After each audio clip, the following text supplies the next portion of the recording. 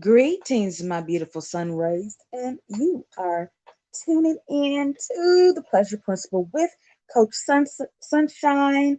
Y'all, the topic at hand is, does sign matter? We always talk about size, but does sign matter? I just finished watching a movie on All Black TV, which I love, by the way. I am new to that app and I'm loving it totally, totally, totally.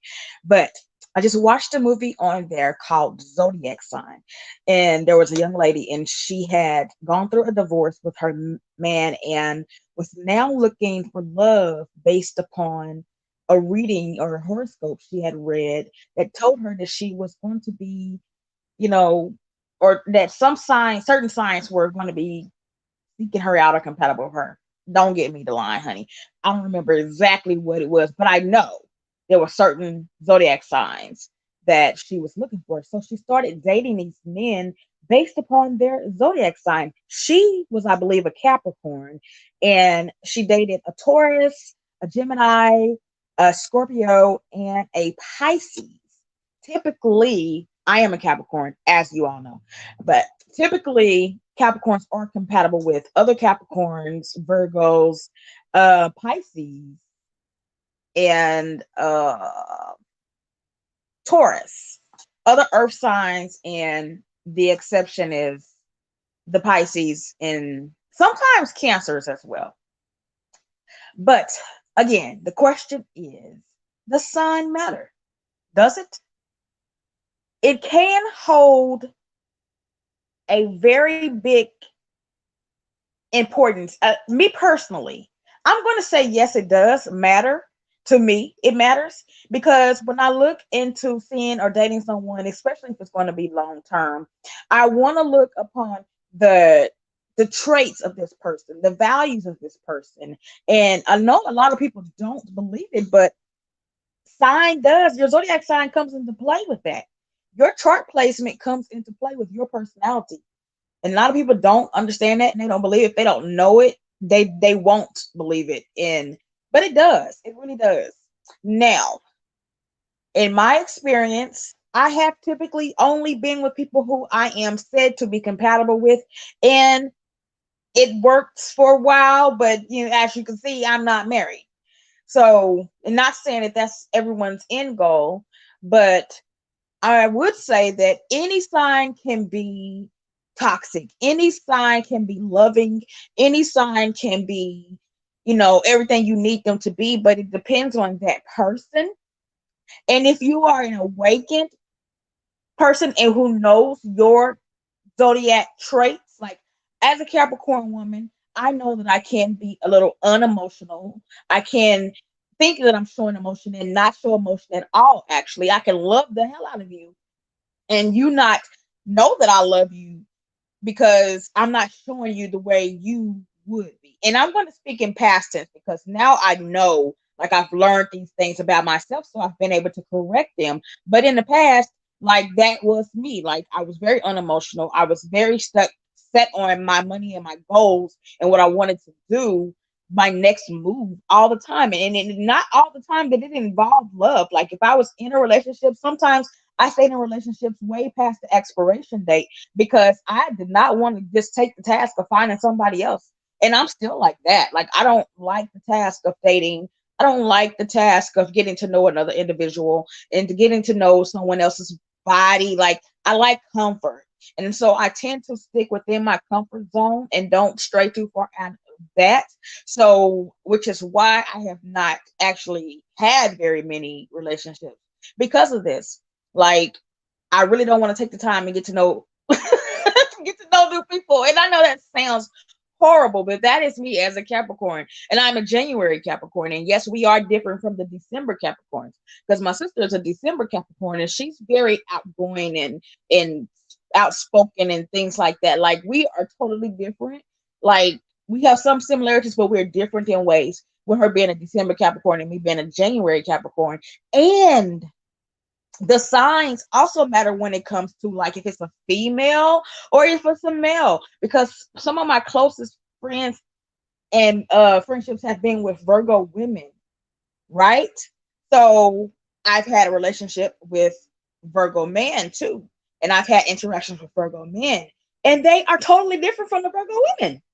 Like seriously, and I don't know if it's like because it's different and it's on the romantic um level with the men and it's not with my friends.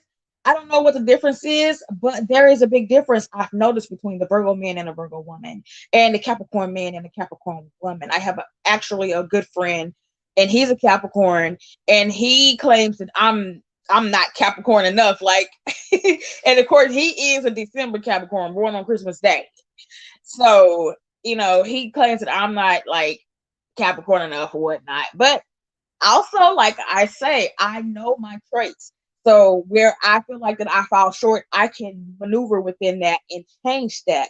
And I can also adapt to what someone needs and not saying that I'm going to change myself and be a whole totally different person. I'm never going to be that, not force a individual, because I'm going to live my life authentically the way I was led by spirit to do so. But I do know how to mold and maneuver into like where I can love someone on their level because I am also very fluent in love language. That also matters. Learning someone's love language, and that can be a whole different video, but learning someone's love language is just equally as important as knowing their zodiac sign and their traits. Because what I have found with zodiac signs, like by knowing someone's zodiac, you can then like research what their traits should be. Now, if they act on that level and if they actually live on level, that's you'll see that in time, but you should always be aware of what you could be encountering. And not everybody are compatible. Like it's just not. Like I had a long-term relationship with a Leo and I loved him and he loved me. But in the end, we ended up not being together after years of being together, and we still have love for one another. We don't see each other or talk to each other, but the love we still have it for one another, so that if we do encounter each other, we can speak and we can be cordial. We're not on bad terms. I don't believe I've left anyone to where they're like, I ain't fucking with her, like I can't speak to her or anything like that. I've never walked away from a relationship and felt like that I can never speak to a person again. But yeah, he was a Leo, or he is a Leo, and we at the time were young, so I really don't know. I can't tell you if we were really compatible. I loved him and he loved me. I was in love with him and he was in love with me. Now, as adults, if we tried to, like, if he's married, but if we were together as adults, I don't know that we can have the relationship that we had and the closeness that we had when we were younger, because there are certain things about Leo men that I just, I'm not gonna say I won't tolerate, but there are some things with me being as evolved as I am, I just can't, because they are said to be very egotistical and live within their ego, and I'm not.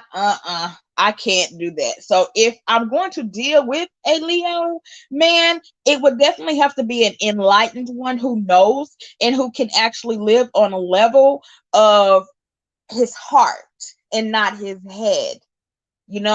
So yeah, that's my little take on dating zodiac, and if zodiac sign matters.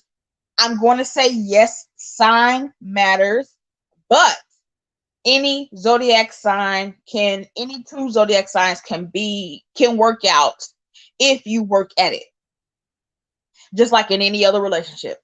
If you work at it, it can work out. So this has been your favorite sexual wellness, sexuality, and love coach, Sunshine, with a little bit of the pleasure principle. I invite you to subscribe if you have not done so. Click that notification bell so you can be notified when I go live or when I post. Love y'all. Bye.